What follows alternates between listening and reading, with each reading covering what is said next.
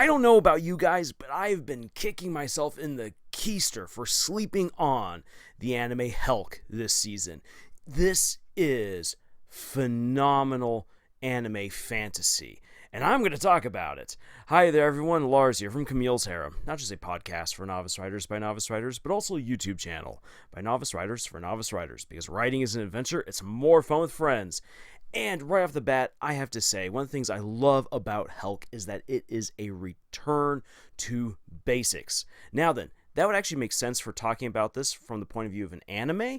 From the point of view of a manga, since the manga is already finished and has been for a while, this is traditional fantasy storytelling out of Japan, at least set within a more European kind of a world. But ultimately, it works so well. It's really nice to just kind of return to basics. There's no weird gimmick. There's no isekai going on here. There's no weird power scaling or anything like that. This is just good traditional fantasy. I'm not going to really give much away about the story because it's something that I feel you really need to experience for yourself. But the basic premise of the story is that the hero has defeated the demon lord. Why is it always a demon lord? The demon lord has been defeated by the hero. The demons are without a centralized leader. Their kingdoms are falling apart. They need a new leader ASAP. And so the elites among the demons, rather than duking it out themselves to determine who will be king and starting a civil war, they decide that they're going to hold a contest. And not only that, they're going to democratize their leadership by letting anyone compete in a series of gladiatorial games to see who will become the next demon lord. And lo and behold, a human named Helck shows up and begins dominating all of the games. But not only is he dominating, he's winning over everyone's hearts. This guy is absolutely courteous and chivalrous, and he's just grinning and beaming as he's doing his work, and he is like, I'm pro-demon, y'all. Screw humans. We'll destroy humanity. And all of the demons are like, oh my gosh, this guy's amazing. We need to make him king immediately. This doesn't sit very well with some of the elites, and so they try to rig the games against Helck, and yet Helck keeps on finding ways of overcoming all of these different obstacles to rise within the ranks and in the hearts of the demon empire. And from there, all different kinds of adventures and shenanigans begin. And though this is absolutely a laugh-out-loud show, I was laughing so much in the first 3 episodes, this is also a story that does not shy away from going dark. Some really big crazy things happen. There's some really neat twists. And what I will say, actually, on the point of twists is that for some of these twists, you can see them coming a mile away, and yet it lands so well each and every time because of how well the characters are written. This is a story that absolutely lives by its characters, and it shines through, especially because the budget wasn't very good for this anime. Some of the action scenes are not as cool as they ought to have been rendered, such as what you can read in the manga. However, because the characters are so well written and are so well acted, that little problem right there with the budget is easily overcome by the sheer quality of the story itself. And as another selling point to Helck is the character Helck himself. He is kind of the flip side in terms of personality to a character like Guts from Berserk. In many ways, there's a lot of similarities between the two of them. Who has suffered more? Definitely Guts. But they are both heroes going through some really awful transformations within their personal lives. Again, I'm not really giving away anything in terms of what's happened to Helck, but there are some great moments within the anime that really convey that Helck has been through some things. And if you've read the manga, there's a whole lot more that the anime hasn't even touched on yet. So Helck is a character much like Guts, except that he is charismatic. He finds reasons and ways to be happy. He goes out of his way to lift other people up. And it's something that is so genuine within the framework of the story that you can't help but love Helck and root for him.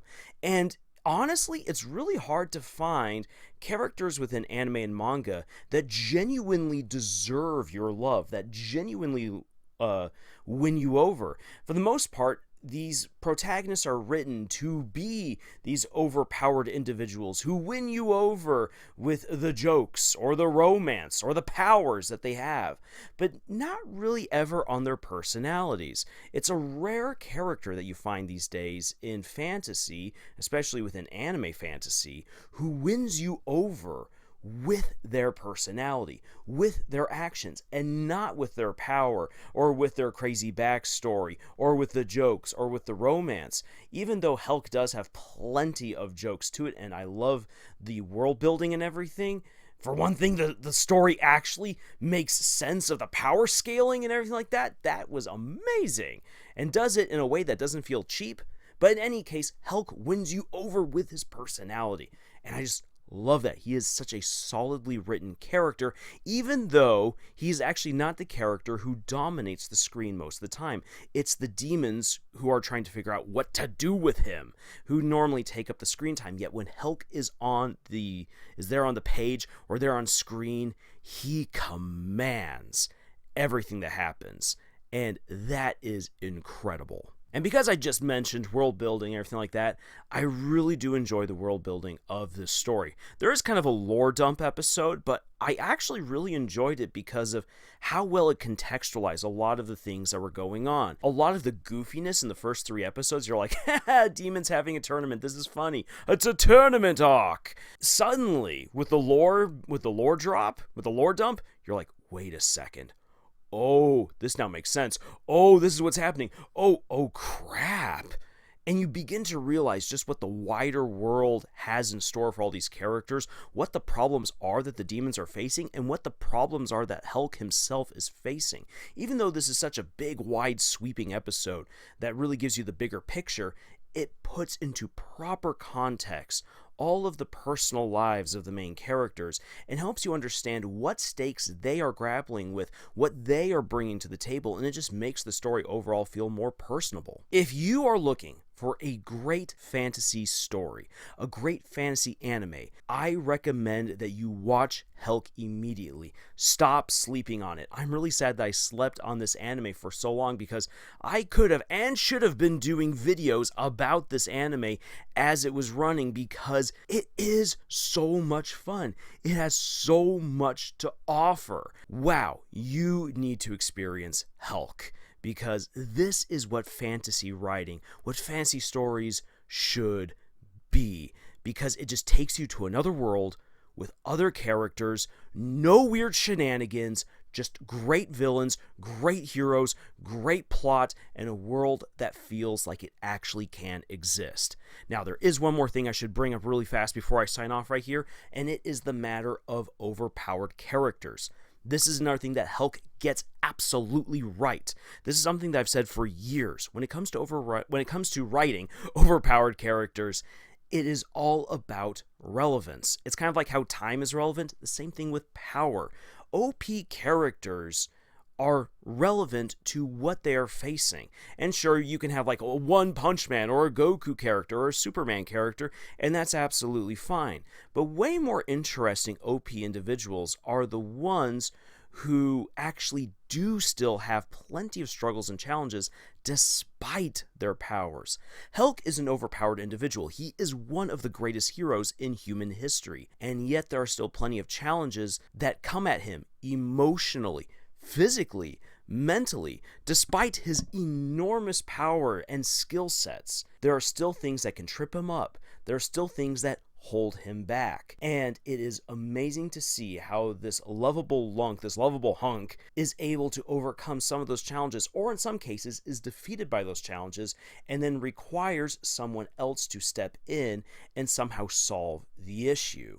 And then it's also really great to see how Helck also has a great enough of an understanding to know that he can't always punch his way out of a problem, and that sometimes he needs to use diplomacy. Sometimes he needs to use his intellect.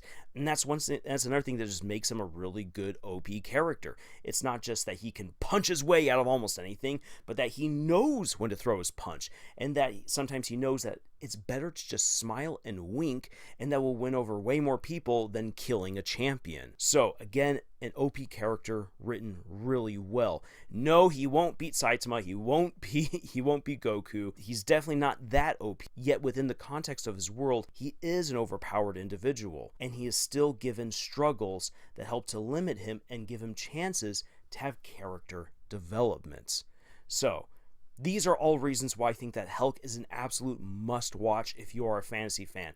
And if you're looking for just a good anime to watch, I highly recommend this one. There's nothing wrong with sitting down for a few hours and binging your way through this anime, because you will laugh. You will have moments where you feel things, and you will enjoy Helck by the end of your binge. So if you're looking for any other anime recommendations or book analyses and reviews, and especially writing advice, then please check out our other videos here on our channel, or you could head on over to our podcast, Camille's Harem. We'd love to have you join in on this adventure that we call writing. And if you would like to support what we do here on our channel, then please check out the books that we've published.